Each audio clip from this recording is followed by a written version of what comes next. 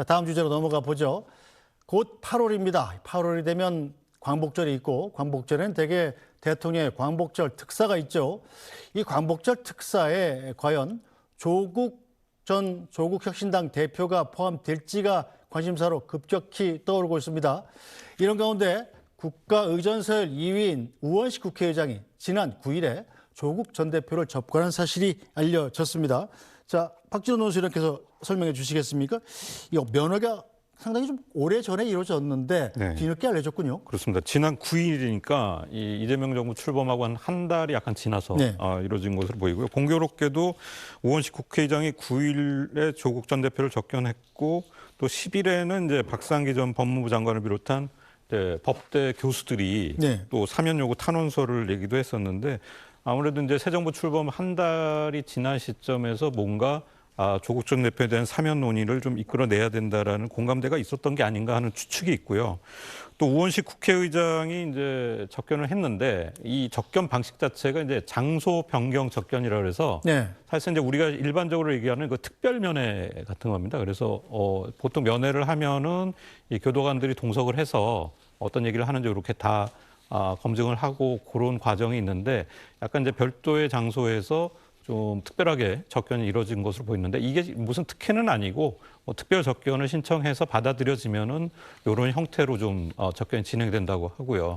특히 이제 뭐 우원식 국회의장 같은 경우에는 근데 국가의전서열 2위이기 때문에 그런 이제 장소 변경 접견 같은 것은 뭐 자연스럽게 이루어졌다고 볼 수는 있을 것 같습니다. 이제 다만 이제 일단 지금 시점을 기점으로 해서 또 8.15 광복절이 다가오기 때문에 이 조국 전 대표의 사면 논의가 좀 본격화되는 것이 아닌가 하는 관측이 나오는 것 같고 또 여러 이제 진보 진영에서도 지금 새 정부가 검찰 개혁 등의 여러 가지 이제 개혁을 추진하고 있는 만큼 네. 그 피해의 상징적 인물인 조국 전 대표를 좀 사면해야 된다. 이런 여론들이 조금씩 나오고 있는 것은 사실입니다. 네, 자, 김 실장님, 과거 정치적 인연 때문에 방문한 것이 특별 사면을 염두에 둔 것은 절대 아니다. 자, 정치 토크 프로를 진행하면서 절대 아니다 그러면 절대 그런 경우가 꽤 있더라고요. 죄송합니다. 오비일학, 오비일학이라고. 그러니까 사실 까마귀 날짜 배 떨어진다는 건데 우원식 국회의장이 저 날짜에 8.15 특사를 눈앞에 두고 특별 장소 변경까지 하면서 면회를 했다. 그리고 공교롭게 그 뒤에 이러저러한 법대 법무장, 전직 법무장을 포함해서 법대 교수들이 탄원서를 냈다. 그리고 그 뒤로 지금 활발하게 민주당 소속 의원이나 네. 조국혁신당에서는 광복절 특사를 강력하게 좀 주문하고 있습니다.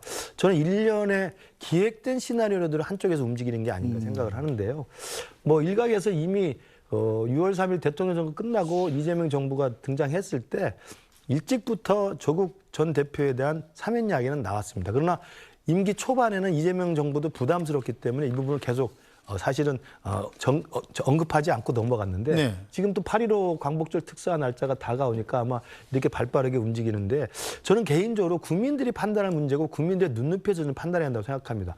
당연히 우리 국민의힘 야당에서는 뭐 당연히 반대하는 것입니다만 국민들이 봤을 때 과연 조국 전 대표를 이번 8.15 특사에 사면 대상자에 포함시켜서 풀어주는 게 합당할까라고 하는 저는 국민 법감정과 눈높이를 본다면 아직은 시기상조라는 게 저는 대부분이라고 생각해요. 왜냐하면 작년 말에 들어갔습니다.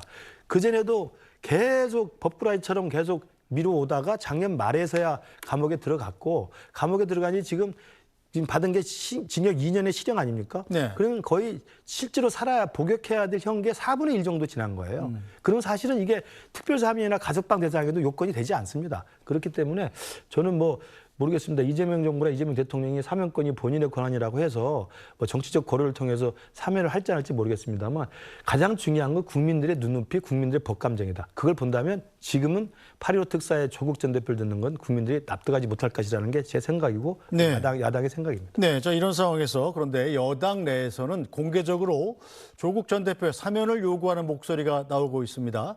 강득구 의원의 이야기 한번 자세히 보죠.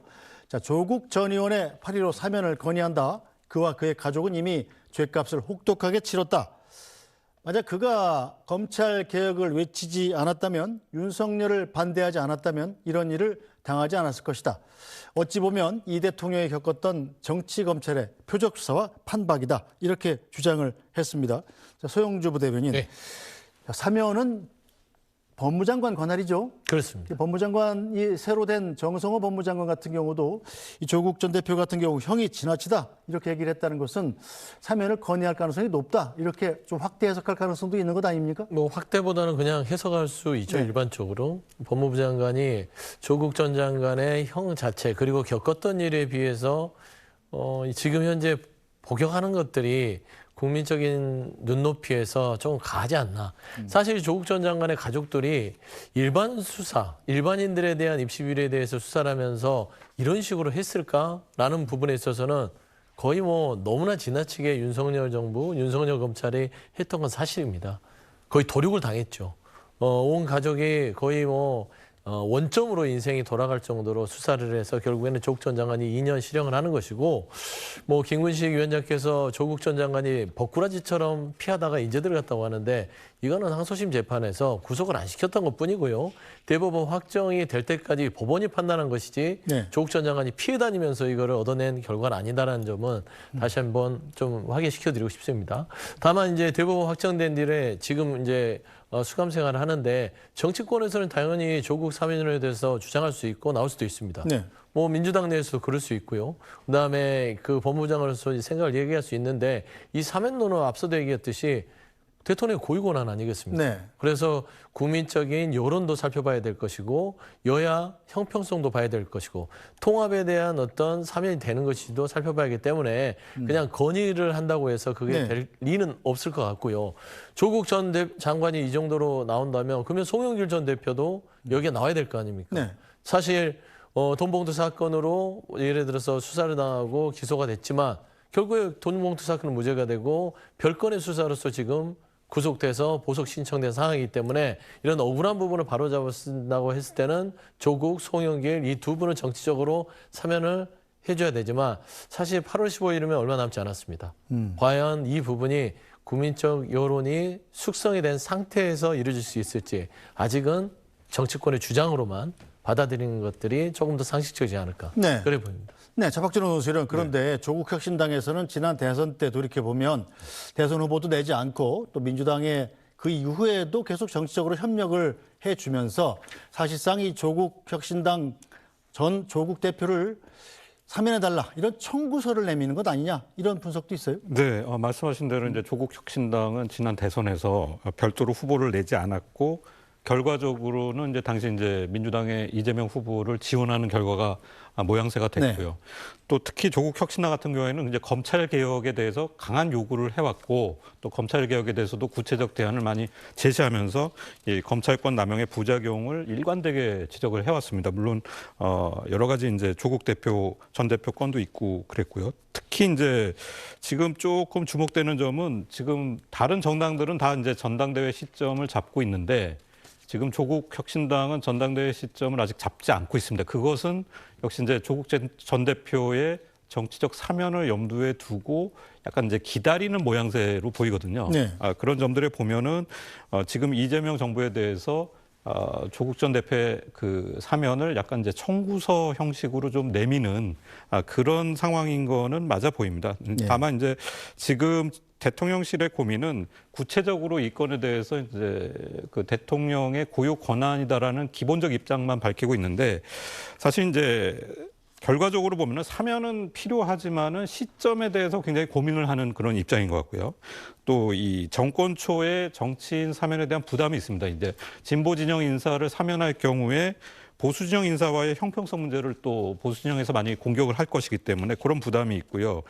또 이것은 이제 그 민주당에서나 대통령실에서나 공식적으로는 얘기할 수 없는 사안들이지만 조국 전 대표가 진보 인사면서도 정치적으로는 이제 친문, 비명계의 상징적 인사이기 때문에 내년 이제 지방선거 등에서 민주당과 조국 혁신당이 뭔가 이제 일부 지역에서 경쟁 구도가 될 가능성이 높다는 점, 네. 그런 점도 정무적으로 좀 많이 고심을 하고 있을 것으로 그렇게 판단이 됩니다. 알겠습니다.